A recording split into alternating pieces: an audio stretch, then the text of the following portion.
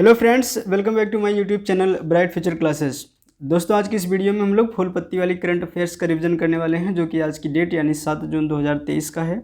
इसमें हम लोग करंट अफेयर्स बातें, लल्लन टॉप बातें और योजना, खेल दिवस, युद्ध अभ्यास, जो भी चीज़ें बताई गई हैं इस क्लास में, उन सबको हम लोग रिवाइज करने वाले हैं। तो चलिए शुरू करते हैं।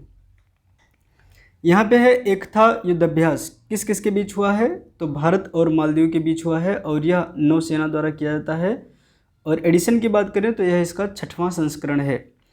एक्वेरियन अभ्यास की बात करें, एक्वेरियन अभ्यास भी भारत और मालदीव के बीच ही होता है। 8 डिग्री चैनल ये मालदीव और मिनिकॉय के बीच पाया जाता है, जबकि 9 डिग्री चैनल ये कवारत्ती को मिनिकॉय से अलग करता है और 10 डिग्री चैनल ये अंडमान को निकोबार से अलग करता है। इसको आप लोग ध्यान रखेंगे।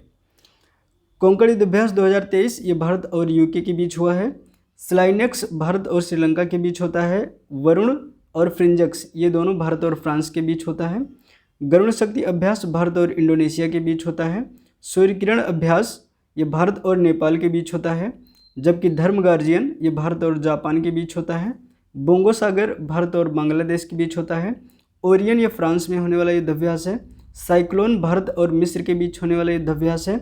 लॉकशील्ड ये नाटो कंट्रीज़ के द्वारा किया जाता है और तर्कस जो है ये भारत और यूएसए के बीच होने वाला युद्ध अभ्यास है।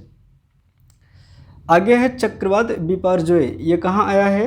ये अरब सागर में आने वाला है। इसका नामकरण बांग्लादेश ने किया है। और अगर बात करें बिपारजोय का अर्थ क्या होता है, तो इसका अर्थ हो जाता है आपदा या विपत्ति।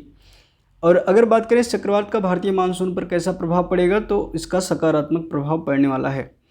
आगे बात करते हैं। असनी चक्रवात का नाम श्रीलंका ने रखा था, जिसका अर्थ होता है क्रोध। और मोचा चक्रवात जो कि बंगाल की खाड़ी में आया था, इसका नामकरण यमन ने किया था। चक्रवात को विली विली ऑस्ट्रेलिया में कहा जाता है। सूरीनाम का सर्वोच्च नागरिक सम्मान grand order of the chain of the yellow star ये किसको मिला है? तो राष्ट्रपति द्रौपदी मुर्मू को मिला है। सूरीनाम के राष्ट्रपति चंद्रिका प्रसाद संतोखी हैं, जो कि 17वें प्रवासी दिवस सम्मेलन में 2022 में हमारे यहाँ मेहमान थे। पीएम नरेंद्र मोदी को सर्वोच्च सम्मान पपुआ न्यू गिनी और फिजी ने दिया है। 26 जनवरी 2023 को चीफ गेस्ट के रूप में हमारे यहाँ अब्दुल फतेह सीसी मिस्र के राष्ट्रपति आए थे। राष्ट्रपति का प्रावधान जो है ये भाग 5 में आर्टिकल 52 से 151 तक है। आर्टिकल 52 में राष्ट्रपति पद का प्रावधान किया गया है। राष्ट्रपति के निर्वाचन का उल्लेख आर्टिकल 54 में किया गया है, जिसमें इलेक्टेड एमपी और एमएलए जो है इस निर्वाचन मंडल में शामिल होते हैं। राष्ट्रपति का शपथ आर्टिकल 60 के तहत होता है। राष्ट्रपति का पुनः निर्वाचन 57 के तहत होता है। कार्यपालिका की शक्ति राष्ट्रपति में निहित होती है, ऐसा आर्टिकल 53 में उल्लेख किया गया है। राष्ट्रपति अध्यादेश जारी करेगा, ये आर्टिकल 123 में कहा गया है, जबकि राज्यपाल 213 के तहत अध्यादेश जारी करता है। राष्ट्रपति बनने के लिए न्यूनतम आयु 35 वर्ष होनी चाहिए। और त्यागपत्र जो है, राष्ट्रपति अपना त्यागपत्र उपराष्ट्रपति को सौंपेंगे। राष्ट्रपति का चुनाव लड़ने के लिए प्रस्तावकों की संख्या 50 होनी चाहिए और अनुमोदकों की भी संख्या 50 होनी चाहिए, और ये दोनों अलग अलग लोग होंगे। आपातकाल जो है, भारत में राष्ट्रपति आपातकाल लगा सकता है, ऐसा आर्टिकल 352 में कहा गया है। और महाभियोग राष्ट्रपति के ऊपर अनुच्छेद 61 के तहत लगता है। अगर राष्ट्रपति के चुनाव का कोई विवाद है तो इसका निपटारा सुप्रीम कोर्ट करेगा, ऐसा आर्टिकल 71 में कहा गया है। अगला क्वेश्चन है, एमवी इम्प्रेस पहली अंतर्राष्ट्रीय क्रूज सेवा ये किस किस देश के बीच चलाई गई है? तो ये भारत और श्रीलंका के बीच चलाई गई है। एमवी गंगा विलास क्रूज वाराणसी से डिब्रूगढ़ तक 3200 किलोमीटर की दूरी तय की है इस क्रूज ने।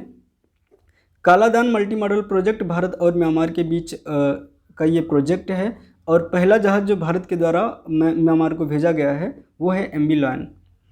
मैत्री पाइपलाइन ये परियोजना भारत और बांग्लादेश की है, डीजल सप्लाई के लिए। चाबहार बंदरगाह भारत और ईरान की संयुक्त परियोजना है। वित्तीय समावेशन के लिए अंतर्दृष्टि डैशबोर्ड किसने लॉन्च किया है? तो आरबीआई ने लॉन्च किया, और इसका उद्देश्य है वित्तीय सेवा किस क्षेत्र में कम पहुंच रही है उसकी पहचान करना।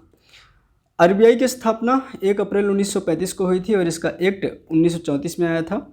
इसके प्रतीक चिन्ह में एक ताड़ का वृक्ष है और बंगाल टाइगर है। 1 रुपये के नोट पर हस्ताक्षर वित्त सचिव का होता है। आरबीआई के पहले गवर्नर ऑसबॉर्न स्मिथ थे, जबकि पहले भारतीय गवर्नर सीडी देशमुख थे।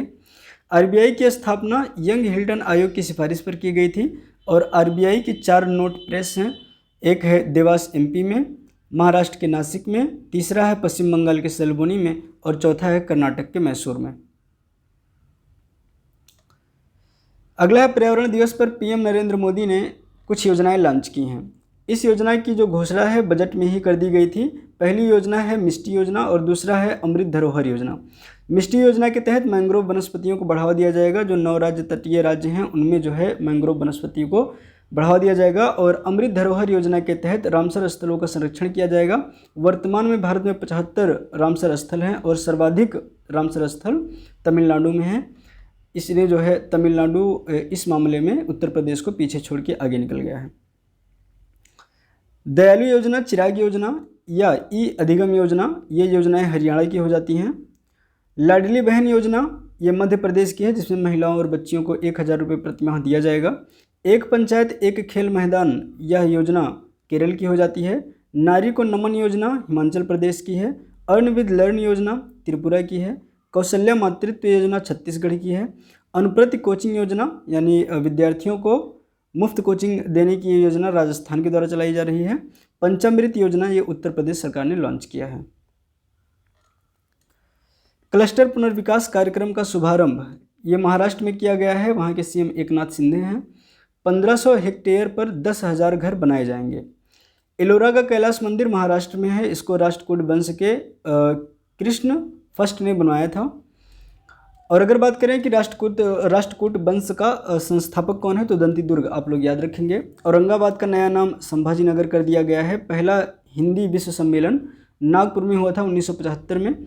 मुंबई और नासिक के बीच जो दर्रा है उसका नाम है थालघाट। मुंबई और पुणे के बीच जो दर्रा है उसका नाम है भोरघाट।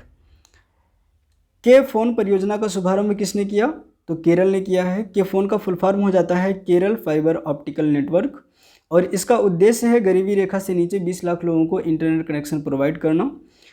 अगर बात करते हैं ऑप्टिकल फाइबर की, यह पूर्ण आंतरिक परावर्तन के सिद्धांत पर कार्य करता है। मलयालम केरल की भाषा हो जाती है और केरल के तट को मालाबार तट कहा जाता है। यहाँ का शास्त्रीय नृत्य जो है वो कथकली और मोहिनीअट्टम हो जाता है।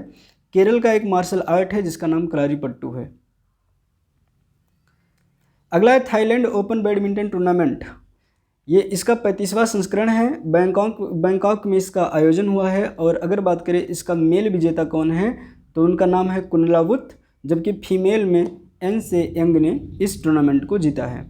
ऑस्ट्रेलियन ओपन 2023 की बात करें तो पुरुष और महिला एकल में देखें तो पुरुष में नोवाक जोकोविच जो कि सर्बिया के रहने वाले हैं उन्होंने जीत दर्ज की है, जबकि महिला में जो है आर्यन सबलेंगा ये बेलारूस की रहने वाली हैं, इन्होंने महिला एकल का ये खिताब जीता है।